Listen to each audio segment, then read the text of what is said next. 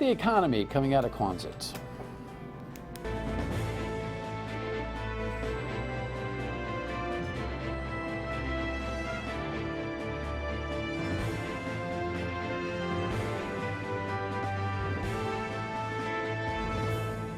The Dan York State of Mind program is brought to you in part by Lookout Rhode Island and Takeo Comfort Solutions. Yeah, it's down 402 or 403 or one of those two numbers, you know, off 4 to go down there, and what's where they do the airplanes and all that kind of stuff. And unless you work down there or live in interesting parts of North Kingstown and East Greenwich, I guess, you really don't spend a lot of time at Quonset. And I have to, we got the boss of the joint here tonight, and I got to make sure. It depends on what Rhode Islander I speak to, whether I say the word right. Quonset, and everyone's got a point of view on it. It's like, you know, Greenwich or Greenwich. Everybody thinks they know exactly the way it's supposed to be said, but they disagree with that anyway. Well, really happy to have you aboard tonight. A little punchy today. On this Thursday evening, I want to cover a couple of stories before we get into really some impressive economic numbers that Bryant University has put out on what goes on down there, you know, where they do the air show. So stay with us on that. We're going to meet the managing director of Quonset Development Corporation. In the meantime, let me just check in on a couple of stories. Nationally, this is just, I don't know, man. I think most of us just want common sense, leadership, candor, responsible behavior. We want to be able to look up to our elected officials, something which may have passed a long time ago. Shouldn't have, but feels like it is. And this news in the network only adds to it. Protests from dozens of House Republicans delayed the testimony of Deputy Assistant Secretary of Defense Laura Cooper in the impeachment inquiry against President Trump. We came today to express our strong outrage at what's happening in that secret room. Democrats accuse Republican House members of witness intimidation. We did all we could to get the witness out to make sure that the witness was protected and not affected by these tactics. Before leaving the White House for Pennsylvania, President Trump tweeted, "Republicans are going to fight harder than ever to win back the House because of what the do-nothing Democrats have done to our country." I have witch hunts every week. I say, what's the witch hunt this week? They can't beat us at the ballot box. Some Republicans brought their cell phones into the secure hearing room. A committee official said it was a major security breach and called the GOP protest a stunt. The standoff follows dramatic testimony Tuesday from the top U.S. diplomat in Ukraine, Bill Taylor. In his opening statement, Taylor said he was told everything, including millions of dollars in U.S. security assistance to Ukraine, depended on President Zelensky publicly announcing an investigation related to the Bidens and the 2016 election. We don't know whether what he said is true or not because of the sham process that's being used. I guess when the evidence is so clearly presented, the next best option is to criticize about the process. The White House contests Taylor's testimony as part of a coordinated smear campaign and insists there was no quid pro quo with Ukraine. I'm trying to figure out how Republicans, Senate or House, can squawk so much about not knowing and not being able to verify what a witness said in private when the process will eventually become public. This is an investigative tool that the Democrats are using, one that the Republicans have used in the past. There are numbers of those protesters, meaning Congress people protesting, who are actually on the committee and could have been in there by just showing their ID. This kind of stuntum is right out of the Trump playbook, and I don't know who came up with it, but reportedly the president sanctioned all of this. I'm craving honest, responsible leadership. Now, partisanship is part of what Washington is all about. But there is no doubt now that that stunt yesterday by those Republicans, I think, probably affected establishment politicians in a very negative way. Now, the term establishment is probably counterintuitive to today's politics, because it is anti-establishment mindset that got us Donald Trump in the first place. But establishment, it's funny, we don't like establishment. We don't like politics in general. And I would say to you this: if we keep talking about politics as a dirty word, we're just going to have a self-perpetuating toilet bowl cycle flushing down. We've got to start lifting up politicians and expecting more from them. When somebody tells you that they're running for office, we have to say, hey, that's good. Congratulations and good luck to you. I hope you'll be successful in leading us. As opposed to going, what are you, crazy? You're running for office? Because on every level, in Rhode Island and federally, we're getting this kind of outcome in elections. People who think this is smart to do. There are establishment politicians on both the Democratic and the Republican side who watch that and wince and say, oh my goodness, because establishment politicians, at least, you may not like the old way of doing business, whatever that happens to be, connoted by establishment, but I will tell you that there's respect for institutions that goes along with establishment. And the day that you think that that stunt is a good thing, no matter what your partisan viewpoint is the day that we've lost you and we are losing institutional respect. When we lose institutional respect, we're done. Because this democracy, this republic democracy, is built on institutions and the blood, sweat, and tears of the people who established them. In the meantime, let's come home here and talk about this case. It's fascinating. No charges for this correctional officer who should have just put it in park and didn't. Here was Eyewitness News coverage. It's been 2 months since this pickup truck, driven by Captain Thomas Woodworth, drove through protesters outside the Wyatt Detention Center. Jackie Alexander was sitting on the ground and says she was hit. I have physical injuries, but the emotional injuries are worse. Tammy Brown was also there. She says she was pepper sprayed by correctional officers who emerged from the Wyatt. The idea that prison guards can come out of a prison and run people over and pepper spray them is absolutely outrageous to me. The August 14th incident prompted an investigation by the Attorney General's office, which convened a grand jury. Those jurors this morning decided not to charge Woodworth or any of the guards who deployed pepper spray. Prosecutors are not present for a grand jury's deliberations, nor does the grand jury share its reasoning with prosecutors. Attorney General Peter Nerona would not give his opinion on whether any of the correctional officers committed crimes, respecting the decision of the grand jury, which meets and deliberates in secret. If 20 years of doing this, I've never once criticized a jury, and I've never once criticized a grand jury, and I won't do it. None of us felt that a good job was done by the grand jury at all. For example, they did not ask me once about the conversation I had with the man who hit me with his truck and all but ruined my life.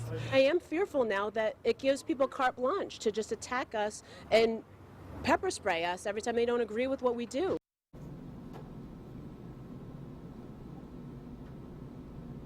And that's mild compared to some of the commentary, including that of former State Representative Aaron Regan, Berg, who suggested that the system or the state of Rhode Island has sent the message that you can just drive through protesters. I'm paraphrasing, but that's more or less what he said. Gee, do you think, first of all, nobody's condoning, well, I'm not condoning the truck drivers, I should say the correctional officer who's driving his truck. You put it in park, you call for help, and you just say, listen, I'm not checking in, I'm not punching in until I get a clear road here. You got to know that. The common sense that was missing in nudging the vehicle forward, I think is clear. But there are reportedly some 70 video looks between official cameras, news cameras, and a bunch of these, right, that the grand jury looked at. And it's a lot like an NFL official, right, who after a call is made, you throw the red flag and you go under the hood and you look at the video that you have and you can't find contact. And so you come out and you say, under further review, the ruling on the field stands, because there were no charges filed that particular night, right? I don't mean to diminish this story, but the truth of the matter is here is that it seems, and the defense attorney for the officer has indicated to the press, that they don't have any video that shows contact. It doesn't mean that people didn't get hurt, doesn't mean that there wasn't panic, it doesn't mean that it wasn't the right thing to do. But I'll tell you what is my instinct on this, and it has been throughout, that perhaps the position and the disposition of the protesters, evidenced by that news coverage, rubbed grand jurors the wrong way. The grand jury is 23 humans from Rhode Island, 12 of whom have got to agree on a decision. All right, just a thought or two there. Look at this headline. That's a lot of money. $4.3 billion in economic output. It's pretty good. It's awesome. That's what it is. Steve, do you think, Stephen King is the managing director of Quonset, would you set it straight for me? I would say Quonset. S, not Z. S, not Z. It is an S, but don't pronounce it like... A lot of Rhode Islanders would pronounce it with a Z. With a Z. Yeah. And people say, oh, you don't know anything about Rhode Island, you carpetbagger, you don't say it right. But everybody says it differently. All right, so I'm with you. Quonset, right, like it's spelled. Give me the executive summary on what this Bryant study said, that we'll dig in a little bit about some of the cool details. So the study takes a look at how we're doing, what the park means to the economy of Rhode Island. So you pointed out the $4.3 billion of economic activity created by all the jobs and employment at the business park. At the time of the study, we had 11,600 jobs at the park. Today, I'm happy to tell you we have 11,973 jobs at the business park. So things are growing, and those jobs translate to wages, some $1.3 billion of wages that people take home to their families and support their livelihoods. And that also translates into about $128 million in tax generation to the state and the local communities through various taxes. Bryant did the study. Why? Did you commission them, or they do it on their own? We commissioned them to do it so we can touch in and see what we're doing. We did it about 4 years ago, and we're showing growth over that interval of time. So the study is 4 years old? No, we did a similar study 4 years ago. Oh, got you. We updated it recently. Got you. To check in where we What was the economic output 4 years ago? It was less. It was under about 3.7 to 3.8 trillion billion. That's pretty steady growth. Yeah, it is. Yeah. All right, we'll break it down and explain to you, how it works and how you get there. Stay with us. All right, so there's all sorts of data, as we say in Rhode Island, regarding Quonset and its economic output. Interesting that 1 out of every 6 manufacturing jobs in the state is based in Quonset. I kid you over the idea of, we'll explain to people how to get there. By the way, is it 402 or 403? It's 403. Yeah, because you know what? I really feel like I've graduated to full Rhode Islanderdom, because I can promise you, in the first couple of years I was here, I know that number. Right. But I have formulated a way to just say I know where it is and I want to get there, but I'm not sure what number it is. You'll figure it out to somebody who's looking for directions. It really is a magnificent industrial park in many ways. It really is, and we've come a long, long way from, I've been there coming on 22 years now. And from when I started, we had literally abandoned buildings, as Senator Whitehouse would say, with trees growing out of the windows. Today, all those buildings are gone. We have some 3.6 million square feet of brand new buildings and thousands of more people working there. We've talked in the past about some of the commerce, the volume of vehicles that comes in for the automotive industry and the like. In fact, is there some record that you want to talk to me about? Some kind of new number that you just posted? Yeah, this week we surpassed our volume that we imported all of last year. So we're up to 251,000 autos imported in this calendar year. Last year we did just over 241,000. This is our 11th out of the last 12 years that we have broken the record. And since I've been the managing director in 2007, we had about 80,000 units when I started, and we have over 251,000 year to date so far. Do you have a fix in your mind, or is there a model that shows you what the capacity would be? There is. The infrastructure that we have, our capacity is going to be in the 300 to 350,000 units. If we don't build additional dock space and more terminal space, we'll be kind of fixed at that, capped out at those numbers. Is the if meaning, is that in play, that you would building more dock and terminal space? Yeah, so you may remember there was a bond issue the voters of Rhode Island very kindly approved for $50 million back in 2016. We are building a $90 million effort to rehabilitate Davisville Pier 2. And as virtue of our construction and sequencing the construction, we have to build another berth to shut down the berth to build the project. So at the end of the project, the added benefit will be we'll have an additional berth. And that's going to allow us to bring in another 75,000 units. We should be able to go into that business. So you'll be up near 500,000 units. Yeah. Is it all? The last time I was down there, it was all Volkswagens. Are they mostly Volkswagens? It is mostly Volkswagens. They're the premier tenant for NORAD at the port. But NORAD and QTC effectively has been working together with some marketing. We've been able to garner new business with Fiat Chrysler and General Motors. It is a visually impressive sight. Yeah. When the vehicles roll off the ship and they're all covered in that white top, right? For those of you who are just, most of us are just familiar with seeing some cars on a truck on the highway being delivered to a dealership. seeing the new cars in the dealership, and you always wonder when you're closing a deal, about that expense of delivery. Well, the expense of delivery is those things coming across the ocean or from some other place, and they're stopping at Quonset, getting on a train and going somewhere else. That's right. It's people could drive down there for their people drive for their job, see it every day, but people can take a ride down there and see these cars coming off the ship. It's a pretty impressive thing to see. It really is. If people drive on Davisville Road, they can visit and they can drive by many of the lots. There at any one time, there's some 30,000 automobiles staged on the ground that are being processed and ready for delivery to their destinations. A lot of manpower. Yeah, so of all the jobs we speak about 1,500 jobs are related just to the port activity alone. And put that in context, Electric Boat is our largest employer. They're in the midst of a nearly $800 million capital campaign, building brand new facilities, growing their facilities tremendously. And they've been ramping up their employment. They're going to be up to nearly 5,000 folk working at General Dynamics. So they're obviously, much bigger than the port activity in terms of jobs. But they have those huge contracts with the Navy to build the new Columbia-class submarines and the Virginia submarines that are ongoing. When we come back, I'm going to show you some data about how these jobs have grown and what kind of economy is flowing out of Quonset. Stay with us.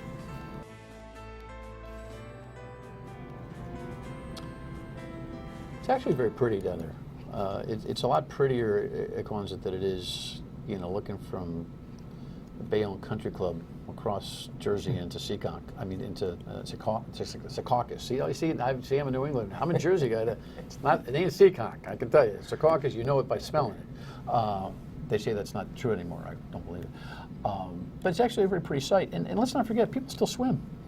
There's a couple little tiny little beaches down there. 4 actually. There are 4 beaches. We have a very robust public access program, and we have 4 beaches that are part of that program for the citizens of Rhode Island to enjoy. And you're right, it's picturesque on Narragansett Bay. A lot of nice views from the piers at the Port of Davisville in the morning for sure. Let me take a look at some of these numbers in terms of production. Just throw up the graphics as you can, Kev, here. Economic impact, 11,607 total jobs, 206 companies. So with that kind of core number, there's probably not too many folks in Rhode Island who don't know somebody who is knowing somebody who's working down there. That is correct. So that would be about 1 out of every 50 workers in Rhode Island work at the Quonset Business Park.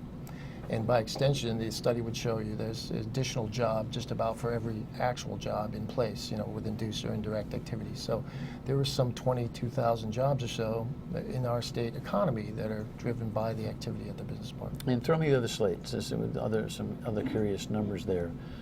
6,800 manufacturing, 1 out of 6 throughout the state. It's interesting, we talk nationally about a dwindling manufacturing output for the country. You're growing it. Yes. Is the manufacturing, well, clearly the manufacturing is a different flavor of manufacturing than the old days. That's for sure. I mean, a lot of robotics, a lot of clean environment, different vision that people may have had if you go way back, a century ago, for sure. The task that you have is to figure out what? Who works there? Or meaning what project or what function works there? Are you doing more selling now that you're flushed out, or are you just kind of answering the phone and trying to figure out if it works for people? Yeah. So what we've done a lot of, Dan, is because in the old days you were selling. Yeah, we still are selling every day. We're going to sell every day, right? So continue to grow. We have room to grow yet. We have some 225 acres to grow. We can accommodate another 1.5 million square feet or so of new projects. In pieces. Yeah, in pieces. There's not one big mama that you're looking to get in No, there. we only have one piece of real estate that's larger than 10 acres of all the real estate left. But we've done a lot of work to sell, right? And I sell on certainty and predictability of process. So we've done what I call a site readiness program, where we have engineered and permitted all the sites, and they're all pad ready. And if you have a business and you want to come down to Quonset, I can guarantee you 90 days to get a shovel in the ground and site your business, straight up. Because the infrastructure is in place. Because the permits, yes, but also because of all the permits and everything we need to do for development sites has been pre-approved. So it's all ready to go. That's not a small thing.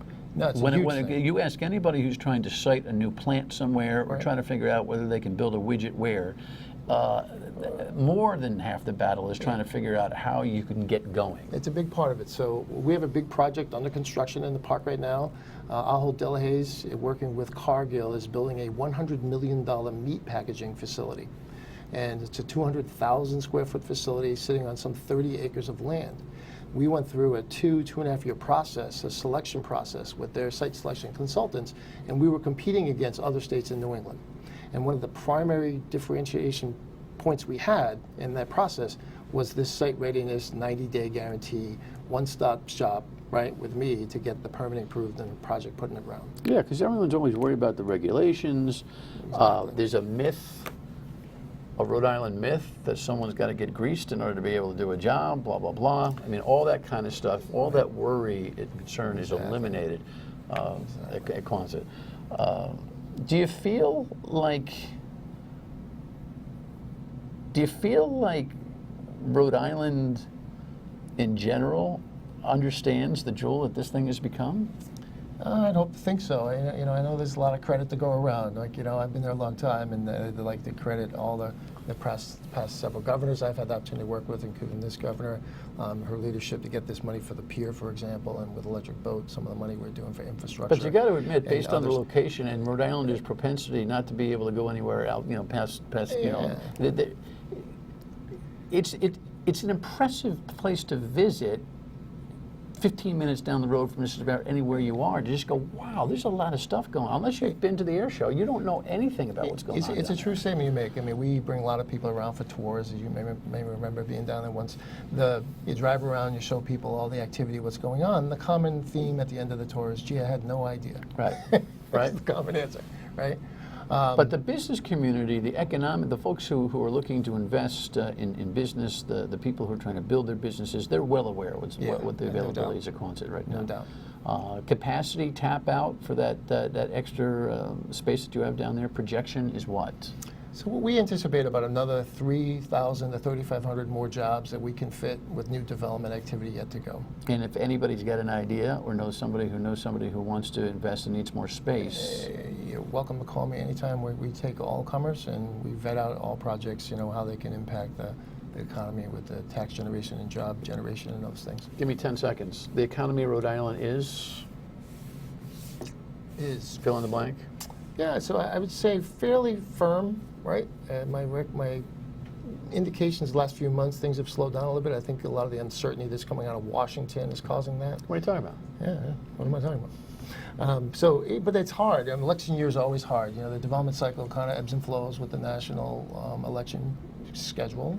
And we're coming up on an election, but on top of that, we've got all this drama going on currently. So it slows things a little bit. Good work. Congratulations. Thank you. Continued success. Check it out. 403. 403. Last word next. Compelling conversation with the Attorney General over two major cases in the last week. Tomorrow night. We'll see you then. Good night.